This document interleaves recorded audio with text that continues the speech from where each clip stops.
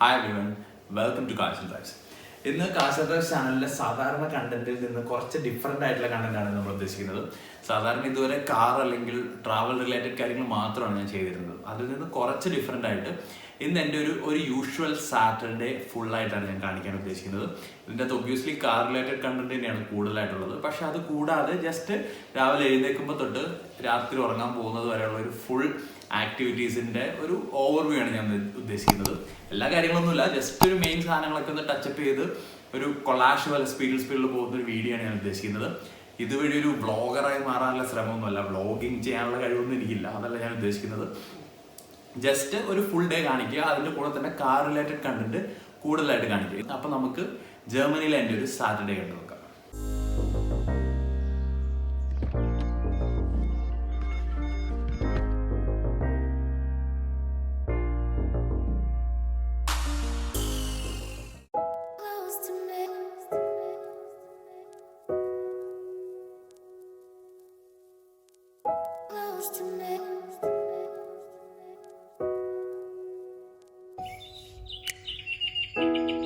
Ask the question, then you said it.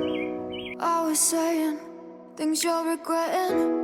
Can't erase the steps we've taken. Can't go back to the time and place we met. I was so upset, but you made it all better. Now it's messing with my head, yeah. We don't say goodbye the best. I still feel your ghost inside my chest. No, we didn't learn our lesson, but if you want, can we try again? Oh yeah, try again.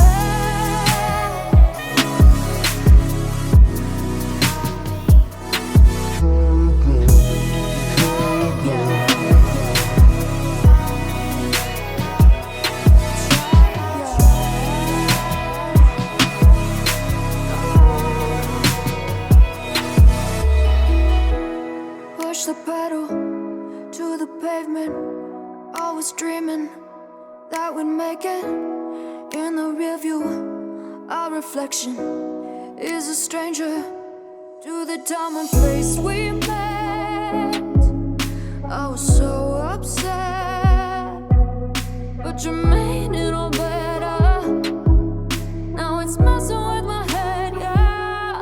We don't say goodbye the best. I still feel your ghost inside my chest. No, we didn't learn our lesson, but if you want, can we try again? We don't say goodbye the best. I still feel your ghost inside my chest. No, we didn't learn our lesson. അങ്ങനെ shopping ഒക്കെ കഴിഞ്ഞു. ഇനി എനിക്ക് ഭയങ്കര ഇഷ്ടപ്പെട്ടൊരു കാര്യം ചെയ്യാൻ പോവാണ്. കാർ വാഷിലേക്കാണ് പോകുന്നത്. സാധാരണ ഞാൻ ഇതിനു മുമ്പത്തെ വീഡിയോയിലും പറഞ്ഞിരുന്നു, ഞാൻ കൈ കൊണ്ടാണ് കഴുകാറ് സാധാരണ, ഓട്ടോമാറ്റിക് കാർ വാഷിൽ കയറ്റാറില്ലാന്ന്. പക്ഷേ ഇത്തവണ ഉപ്പും സ്നോയൊക്കെ അടിച്ച് കയറിയിട്ട് ഭയങ്കര വൃത്തികേടായിരുന്നു. അതുകൊണ്ട് ഇത്തവണ ഒരു ഓട്ടോമാറ്റിക് കാർ വാഷിൽ തന്നെ കഴുകാമെന്ന് വെച്ചു. ഇത് കെയർഷറിൻ്റെ കാർ വാഷാണ്. ആക്ച്വലി വളരെ നല്ലൊരു എക്സ്പീരിയൻസ് ആയിരുന്നു. ഇവിടെ വണ്ടി നല്ല ക്ലീനും ആയിരുന്നു. വണ്ടിയിൽ അങ്ങനെ സോൾ മാർക്സ് ഒന്നും തന്നെ ഉണ്ടായിരുന്നില്ല ഇതിന് ശേഷം. ഞാൻ ഇതിനു മുമ്പത്തെ വീഡിയോയിൽ പറഞ്ഞിരുന്നു ഇൻറ്റീരിയർ ക്ലീനിങ് ഞാൻ കാണിച്ചു തരാമെന്ന്. അപ്പോൾ ഇനി കാണിച്ചു തരുന്നത് ഞാൻ ഇൻറ്റീരിയർ ക്ലീനിങ് ചെയ്യുന്നതിൻ്റെ ജസ്റ്റ് ബേസിക് സ്റ്റെപ്സാണ്. മുഴുവൻ ഡീറ്റെയിൽ ആയിട്ട് കാണിക്കാൻ പറ്റില്ല, കാരണം ഞാൻ ഓൾമോസ്റ്റ് 2 മണിക്കൂർ എടുത്താണ് പരിപാടി നടത്തുന്നത്. അപ്പോൾ ഇതാണ് എൻ്റെ ആഴ്സണൽ ഓഫ് വെപ്പൺസ്. എൻ്റെ leather cleaner, interior cleaner, glass cleaner, gloves, vacuum cleaner എല്ലാം ബൂട്ടിലുണ്ട്. അപ്പോൾ ഫസ്റ്റ് ഓഫ് ഓൾ നമ്മൾ ഏറ്റവും ശ്രദ്ധിക്കേണ്ടത് ഈ വക സാധനങ്ങളൊക്കെ ഉപയോഗിക്കുമ്പോൾ ഗ്ലൗസ് മസ്റ്റായിട്ട് വേണം. അപ്പോൾ ഗ്ലൗസ് ഇട്ടിട്ടേ ഞാൻ ഈ വക കാര്യങ്ങളൊക്കെ ചെയ്യാറുള്ളൂ. അപ്പോൾ ഇതാണ് നമ്മുടെ ആദ്യത്തെ ഇൻറ്റീരിയർ ക്ലീനിങ്ങിനുള്ള എന്താ പറയുക ക്ലോത്ത്. ഇത് ആർട്ടിഫിഷ്യൽ മെറ്റീരിയൽസ്, പ്ലാസ്റ്റിക്, റബ്ബർ മുതലായ സാധനങ്ങൾക്കൊക്കെ ഉപയോഗിക്കാൻ പറ്റുന്ന സാധനമാണ്. ഇത് ജർമ്മനിയിൽ ഇങ്ങനെ തന്നെ വാങ്ങാൻ കിട്ടും. ഞാൻ അതുപോലത്തെ ടിൻ 1-2 മേടിച്ചപ്പോഴും കയ്യിൽ വയ്ക്കാറുണ്ട്. ഇതിൻ്റെ അകത്ത് നമുക്ക് വെറ്റായിട്ടുള്ള ഒരു ടിഷ്യൂസാണ് കിട്ടുന്നത്. പക്ഷേ ആ ടിഷ്യൂവിൻ്റെ അകത്ത് ശരിക്കും ഈ പ്ലാസ്റ്റിക് പോലത്തെ മെറ്റീരിയൽസ് ക്ലീൻ ആക്കാനുള്ളതും ആ എണ്ണമയം പോകാനൊക്കെയുള്ള കെമിക്കൽസ് ഓൾറെഡി ഉണ്ട്. വളരെ നല്ല സാധനമാണ്. ഞാൻ ഫുള്ളി ഹാപ്പിയാണ്. ഇത് എല്ലാ സൂപ്പർ മാർക്കറ്റിലും തന്നെ കിട്ടാറുണ്ട്, റിയാലൊക്കെ പോലത്തെ സൂപ്പർ മാർക്കറ്റിൽ. അപ്പോൾ അതെടുത്ത് നമുക്ക് നമ്മൾ സ്ഥിരം തൊടുന്ന സ്ഥലങ്ങളൊക്കെ ആദ്യമേ തുടങ്ങുക. കാരണം അവിടെയാണ് നമ്മുടെ കയ്യിൽ നിന്നും നമ്മുടെ ബോഡിയിൽ നിന്നൊക്കെ ഒരുപാട് ഓയിൽ കണ്ടൻറ്റ് അവിടെ പറ്റിയിട്ടുണ്ടാവും. അപ്പോൾ അവിടെ നിന്ന് ആദ്യമേ തുടങ്ങുക. ഞാൻ അതിൻ്റെ സെൻട്രൽ കൺസോളും ഡാഷ്ബോർഡും സ്റ്റിയറിങ്ങും സ്പീഡോമീറ്റർ കൺസോളും ഒക്കെ ഈ ഒരൊറ്റ ക്ലോത്ത് വെച്ചാണ് തുടയ്ക്കുന്നത്. ലെതർ മാത്രം ഞാൻ ഇത് വെച്ച് തൊടാറില്ല, കാരണം ലെതറിന് വേറെ ട്രീറ്റ്മെൻറ്റ് ആവശ്യമുണ്ട്. അതുകൊണ്ട് ഞാൻ ലെതർ ഇത് വെച്ച് ചെയ്യാറില്ല. ബാക്കി നമുക്ക് ക്ലീൻ ആക്കാനുള്ള എല്ലാ സ്ഥലങ്ങളും ഇതുപോലെ സമയമെടുത്ത് പതുക്കെ തുണി വെച്ച് തുടച്ച് ക്ലീൻ ആക്കുക. ഇതാണ് ഞാനിപ്പോൾ ചെയ്യുന്ന സ്റ്റെപ്പ്.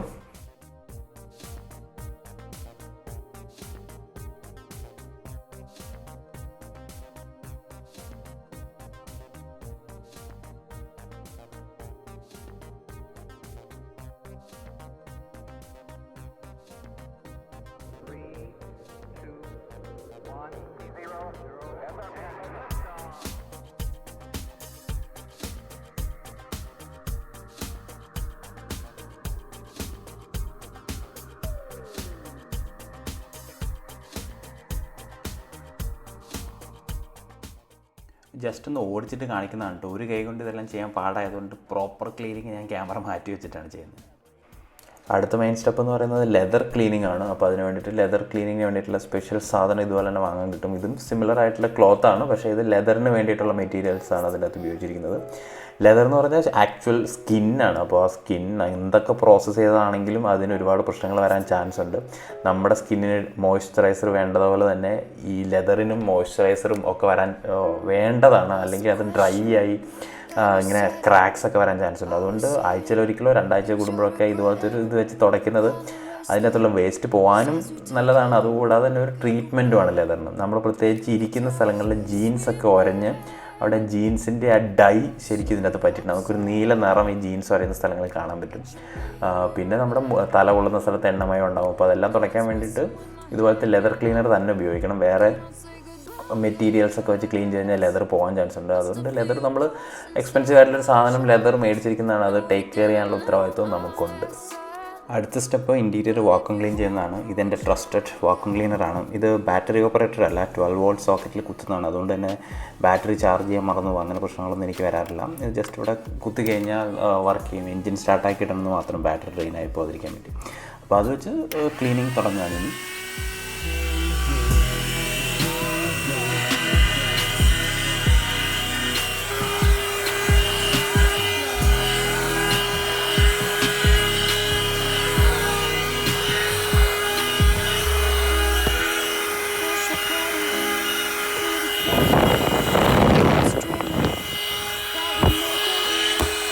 ഇരുട്ടായിട്ടുള്ള സ്ഥലങ്ങളിൽ ഇതിൻ്റെ അകത്ത് ലൈറ്റുള്ള കാരണം ആക്ച്വലി നല്ല യൂസ്ഫുള്ളാണ്. അപ്പോൾ ഇങ്ങനെ മണിക്കൂറുകളെടുത്ത് ക്ലീനിങ് എല്ലാം കഴിഞ്ഞതിന് ശേഷം ഇൻറ്റീരിയർ കാണാൻ തന്നെ ഒരു ചന്തമാണ്.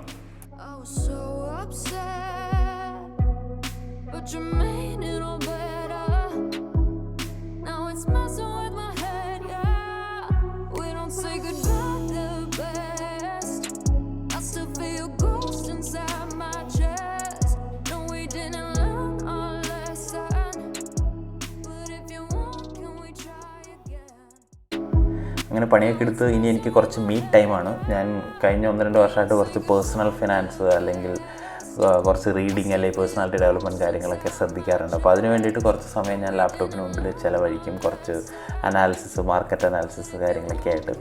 പിന്നീട് ചെയ്യുന്ന മെയിൻ ഒരു പരിപാടി എന്ന് പറഞ്ഞാൽ ചുമ്മാ ഇരിക്കുന്ന സമയത്തും ഒക്കെ വീഡിയോ എഡിറ്റിംഗ് ആണ്. ഇപ്പോൾ എനിക്ക് ചെറിയൊരു ഹോബിയായിട്ട് തുടങ്ങിയേക്കുന്ന കാര്യമായതുകൊണ്ട് അത്യാവശ്യം സമയം ഇപ്പോൾ ഇതിനു വേണ്ടി ഞാൻ സ്പെൻഡ് ചെയ്യുന്നുണ്ട്. എഡിറ്റിങ് ഇച്ചിരി ചാലഞ്ചിങ് പ്രോസസ്സാണ്, എന്നാലും അത് ചെയ്യാൻ എനിക്ക് ഇഷ്ടമായതുകൊണ്ട് വീക്കെൻഡുകളിൽ കുറച്ച് സമയം വീഡിയോ എഡിറ്റിങ്ങിന് വേണ്ടിയിട്ടും ഞാനിങ്ങനെ ചിലവാക്കും.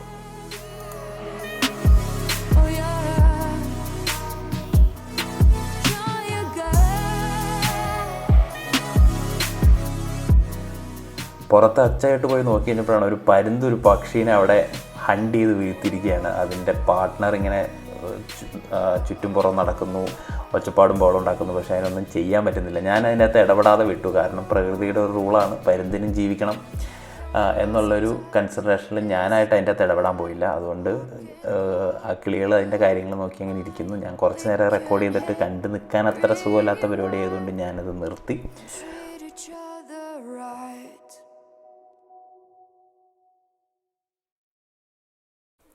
എന്തൊക്കെ പറഞ്ഞാലും പരുന്ത് ചെയ്തെന്ന ഉപകാരം കാരണം അത് മുഴുവൻ ഇപ്പോൾ ഒന്ന് ക്ലീൻ ചെയ്യേണ്ടി വന്നു. അവിടെ മുഴുവൻ തൂവലും വേസ്റ്റൊക്കെ ആയിരുന്നു. അപ്പോൾ അതൊന്ന് ക്ലീൻ ചെയ്യേണ്ട എക്സ്ട്രാ ഡ്യൂട്ടി കൂടി ഇന്ന് പരുന്ത് കാരണം കിട്ടി. ബാക്കി സമയം നെറ്റ്ഫ്ലിക്സ് കണ്ടും ഫ്രണ്ട്സിനെയും ഫാമിലിനെയും ഫോൺ വിളിച്ചൊക്കെ അങ്ങനെ പോയി. രാത്രിയായപ്പോൾ ഞങ്ങൾ ഫുഡ് പിക്കപ്പ് ചെയ്യാൻ വേണ്ടി ഒരു സ്ഥലം വരെ പോകുന്നതാണ് ഈ കാണുന്നത്. നമ്മുടെ മുമ്പിൽ കാണുന്നത് ബെൻസിൻ്റെ ഒരു പ്രോട്ടോടൈപ്പ് കാറാണ്. അതും കൂടി ഒന്ന് കാണിക്കാമെന്ന് വിചാരിച്ചു. അപ്പോൾ അങ്ങനെ ഞങ്ങൾ ഫുഡൊക്കെ കഴിച്ച് ഇന്നത്തെ ദിവസം അങ്ങോട്ട് എൻഡ് ചെയ്യുകയാണ്. ഞങ്ങളുടെ കൂടെ ഈ ദിവസം സ്പെൻഡ് ചെയ്ത എല്ലാവർക്കും താങ്ക് യു ഫോർ വാച്ചിങ്.